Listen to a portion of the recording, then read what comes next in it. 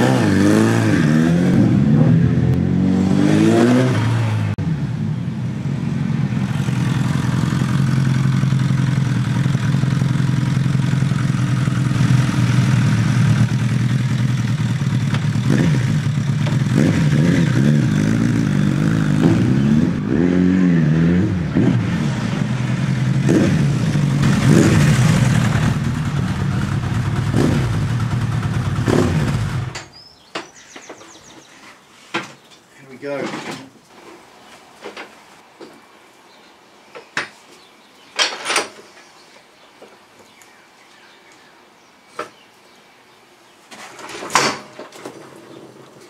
And no bind on the back brakes, lovely.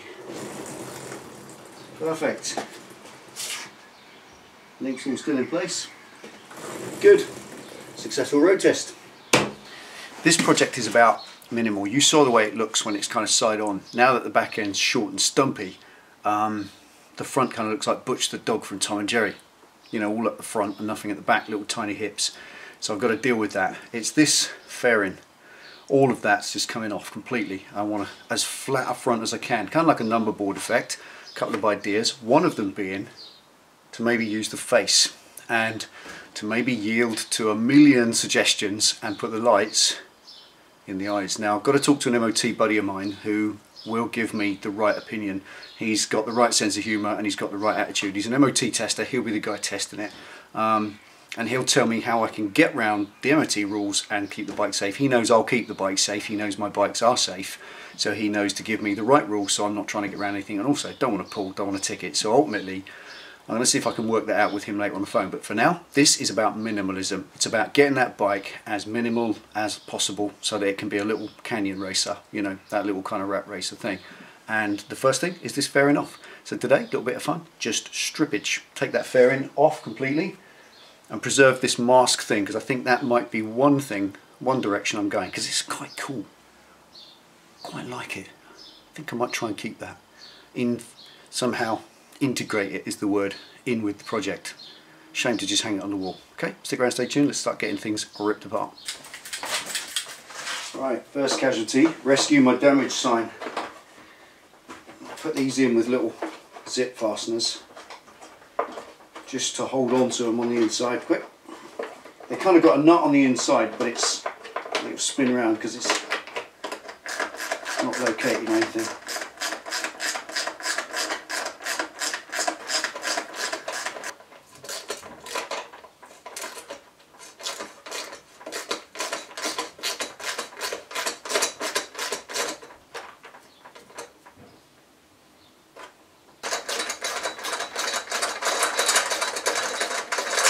think I should have used maybe short bolts. There we go. The damage sign. Keep that safe for the wall.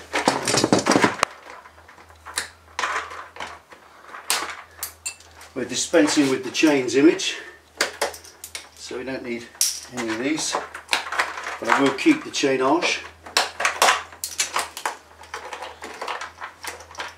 I'll keep this because you never know.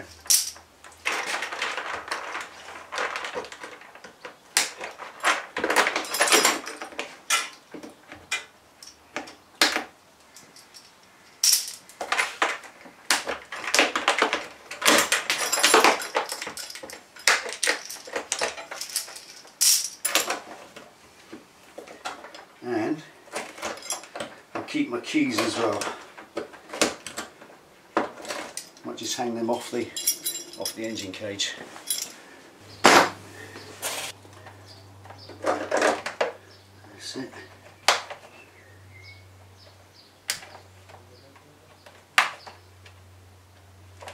Release the wrap. Dispense with all that frippery.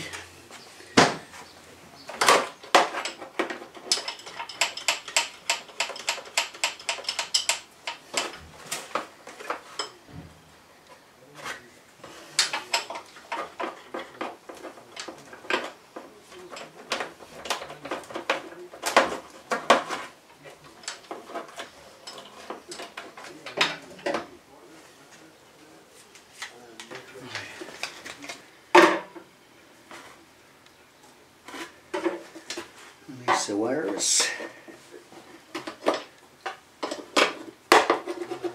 Actually surprised after nearly 46,000 miles, things like this are not seized up.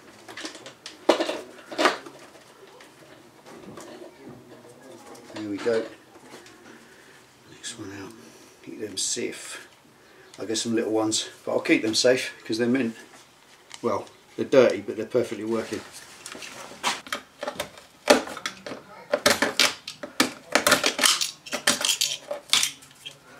Cut back the screw. The bolts are nice and secured inside, all preserved.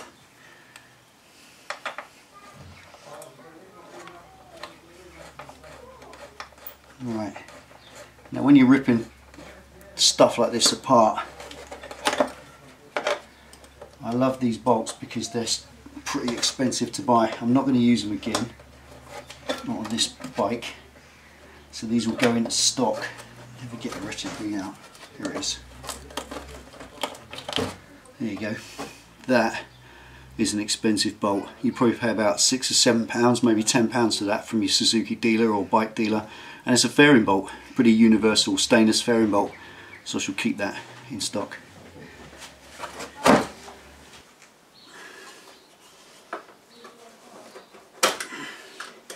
Just a case of remembering where all the screws are under the scrim. That's it, come on.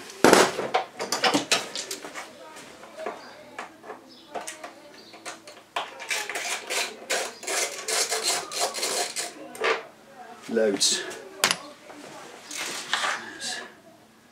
Gradually getting that one by one. This is taking an awful lot longer than I thought. That is nearly an hour already. Don't want to rip it apart and break it because I want to preserve as much of this as I can so I can cut it out. But I don't want to pull that and bend it and then break it across there and I can't use it. So there's a bolt there.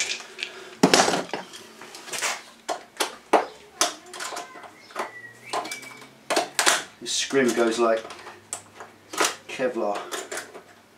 There it is.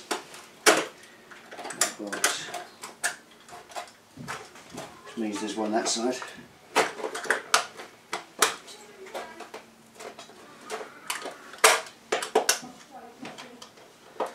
Invariably they're full of paint as well. That's it.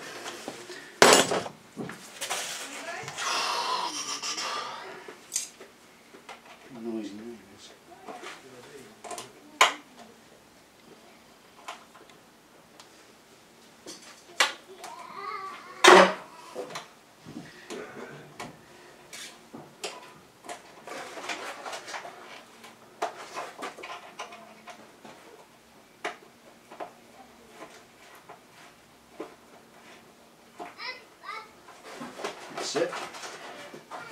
Conveniently spinning in its hole, so try and get hold of whatever's. That's it.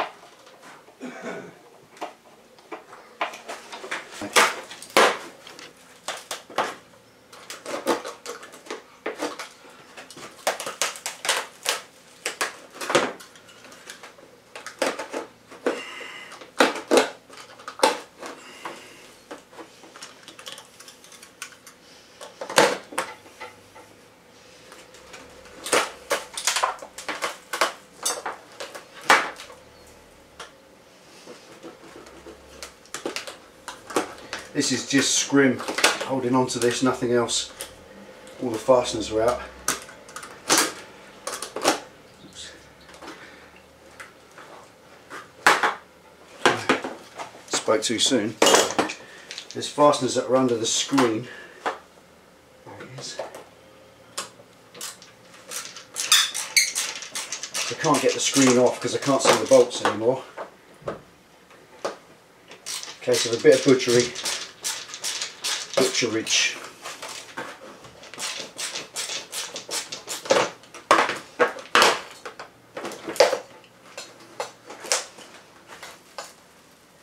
Excellent.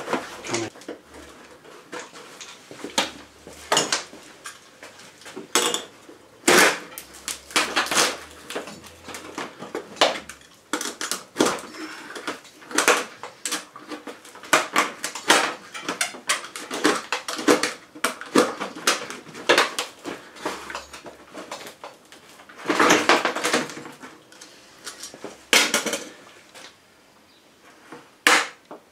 Oh no, that's cracked it.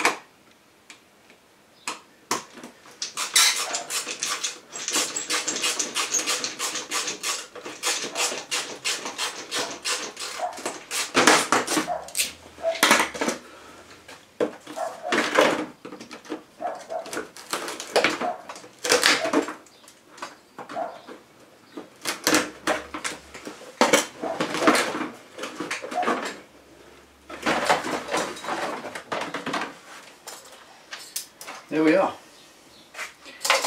She's off. Right, let's put that down there for a minute. Right, headlight. Easy. That.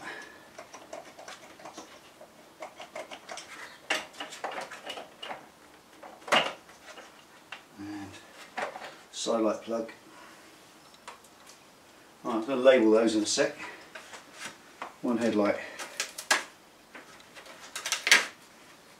Right, without plastics, that's probably got a few quid's worth on eBay. That'll contribute to the greater good of the fun.